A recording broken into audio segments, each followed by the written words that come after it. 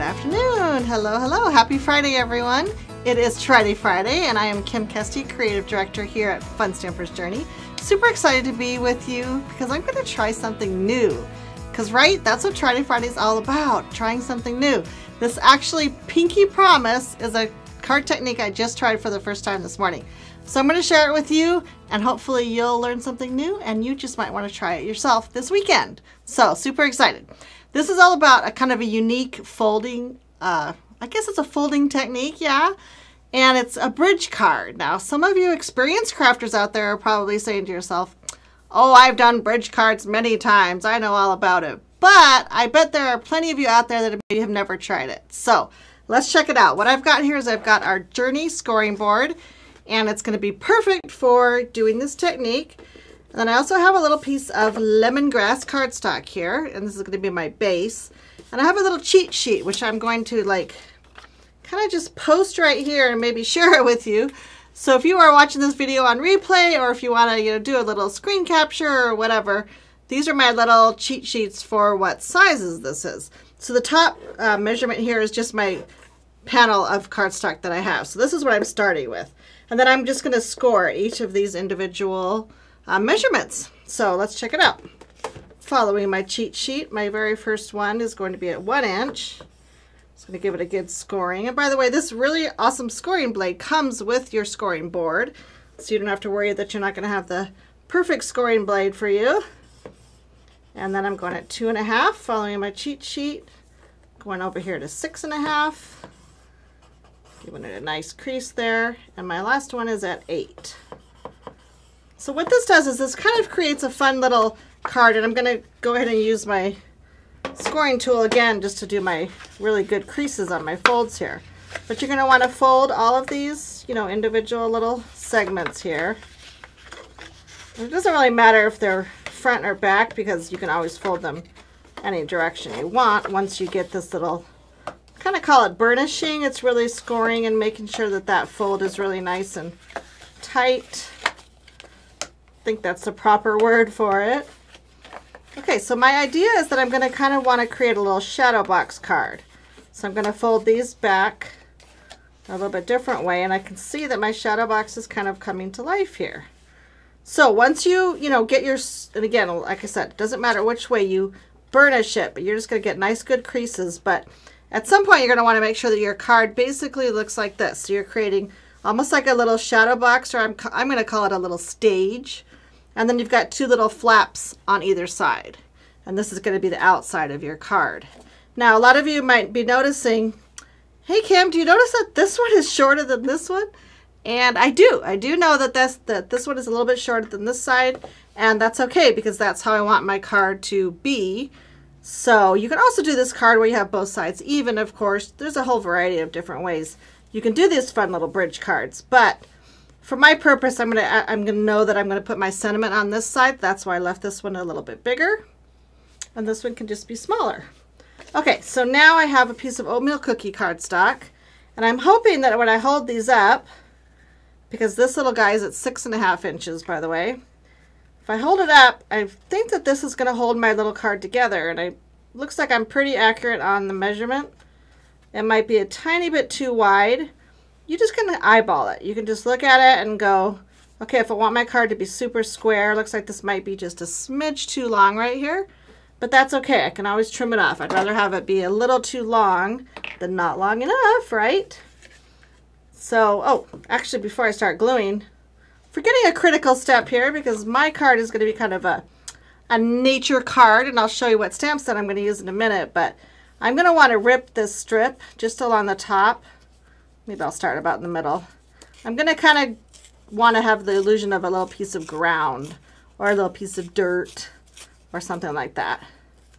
So I'm going to go ahead and just kind of rip that. And of course, it doesn't matter which way you go, but it does give you kind of that little landscape look, right?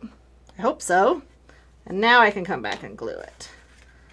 So I'm just going to put a little bit of glue here. You could use white liner tape.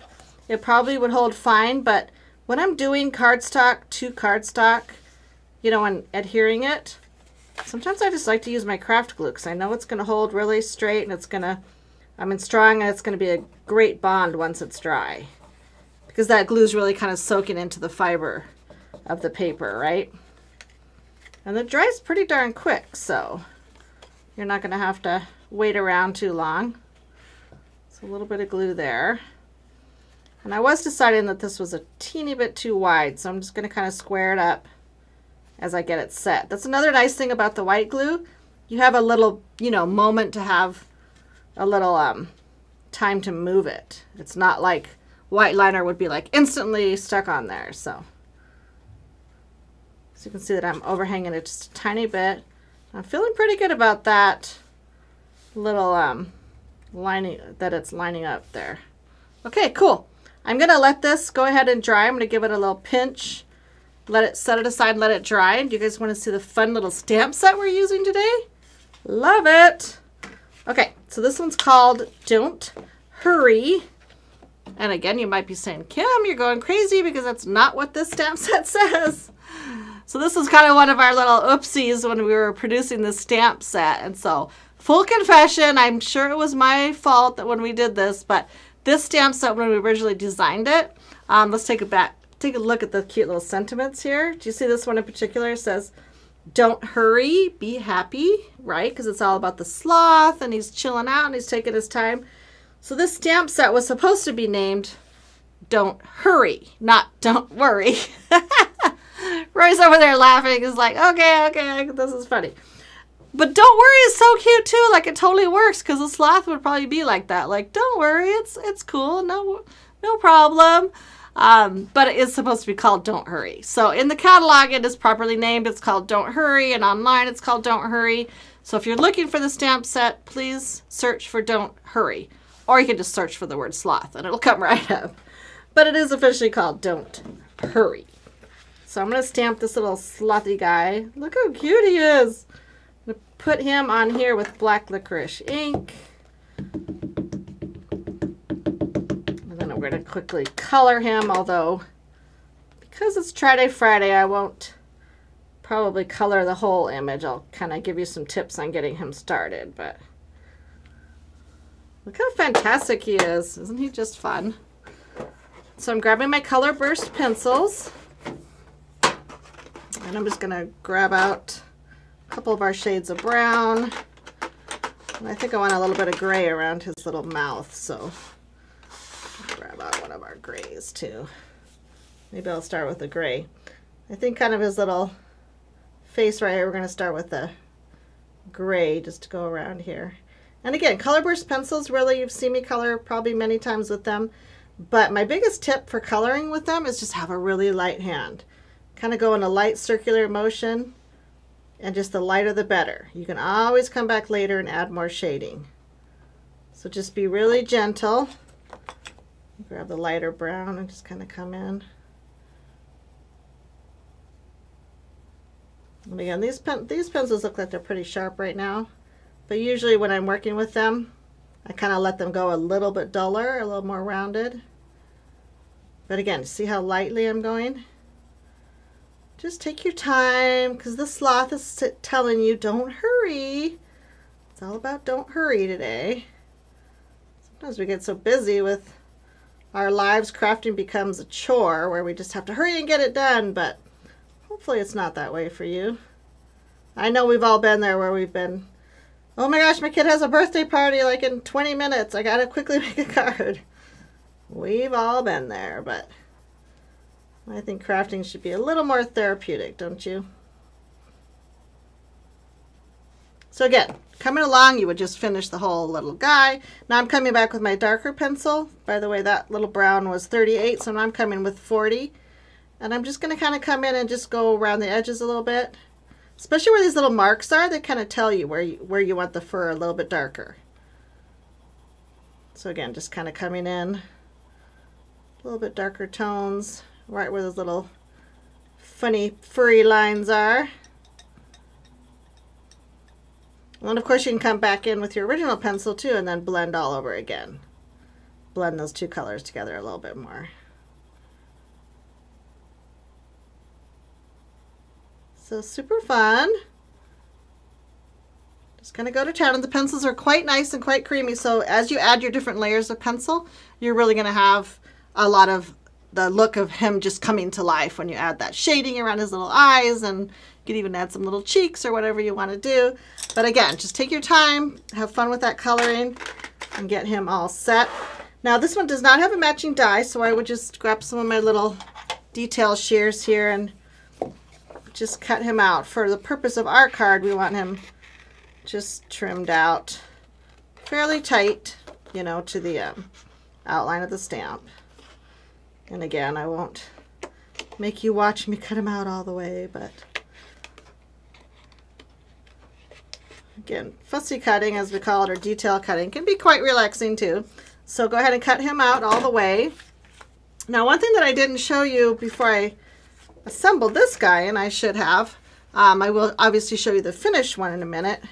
By the way, this is really dry right now, and this little extra edge that's a tiny bit too wide, I just trim him right off. Okay, so you can see I've got my fun little kind of shadow box going here. Now, one thing I did on my original card was I took this summer branch die, and that's this guy right here. So one of our just classic branches. I feel like sloths kind of should be in a branchy, leafy tree, right? So I went ahead and cut out, I just took the die and cut out a section of that background. So that would be that very back panel. And I just cut out a partial cut of the die. And of course I saved the little piece that came out. So once I started popping this together, I thought, oh, this is going to be some really fun dimension. So I took a piece of darker green cardstock. So this would be our limeade. And then I could just pop it behind here. Now I could either do it flat and glue it, or in the case of my finished card, I went ahead and popped it up on some pop dots. So it gives you that little bit of shadow look. Isn't that fun? So that gives it a really fun dimension. And then this little branchy guy, because we don't want to waste it, right? You can even cut some extra of these. We can have it, you know, decorating our card on the outside. And then I thought it would even be fun to have him, you know, kind of hanging from the little branchy piece. Wouldn't that be fun once you finish fussy cutting him? So super fun there.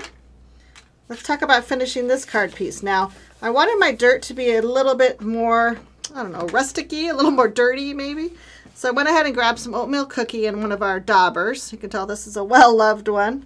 This is probably one I normally use with liquid colors. It's nice and messy. And then I'm just going to pick up some oatmeal cookie ink. And then I'm just going to kind of come in and just rub a little bit extra ink around the edges here. Not a lot in the middle, mostly just around the two edges. So again, it just kind of gives you that fun, more distressed look. So you can add as much or as little as you want. This gives you some fun, dirt looking stuff. Okay, so super fun. Now the whole idea of these bridge cards, that is what I found fascinating when I was looking for them online, is that you do have this really fun dimension. In fact, I'll show you on the finished card in a minute, the little slothy guy even kind of popped him up in there. But what's fun is that even though it looks like it's super bulky, it does go flat. So when you have your finished card, it is just going to fold flat. It can go either way, actually. It doesn't really matter. And then it's going to go ahead and fit in an envelope. So I'm going to actually sneakily... Okay, Roy, you got to show my face on the video for a second. Because I'm sneakily putting my finished card in an envelope just so I can prove to you guys that it really does fit in an envelope. Is this a good idea? I think it's a good idea. Okay, I'm ready for the big reveal. So we have my card in the envelope. Here's where we were at. I also did trim it with a little bit of our twine, and I used the little sentiment "Let's Hang Out," which you will see in a minute, also from the stamp set, of course. But now we'll have our little ta-da. This is one of our cute little envelopes, by the way. Did you know that we have these darling airmail envelopes? Love these. So anyway, so here's our envelope, and then we will open it and pull this guy out. Ready? Ready for it? Oh my gosh, so cute. So we've got the flat card, and then we pop it up. All of a sudden it becomes so fun and dimensional. And this guy, I'll kind of show the camera the top here. So you can see my little slothy guy right there. Oh yeah, there we go. I actually made a little box out of the oatmeal cookie also, just by folding the paper, scoring it at 1/2 inch, 1/2 inch, 1/2 inch. and made a little box. So he really does kind of stand out from that card base a total 1/2 inch. So you can kind of see where you get all that dimension right there. Isn't that fun? And then he's got a few little gold sequins back there because it kind of made me feel like sunshine sparkling through the leaves. And I even gave him a little cup of Slothy. Did you guys see that little stamp in there? It's so cute. It's a little tiny Slothy. Awesome job, Roy. So there's his little Slothy because, you know, I thought if you're going to invite a friend to hang out, it might just be to go have a cup of Slothy. I think so. So awesome.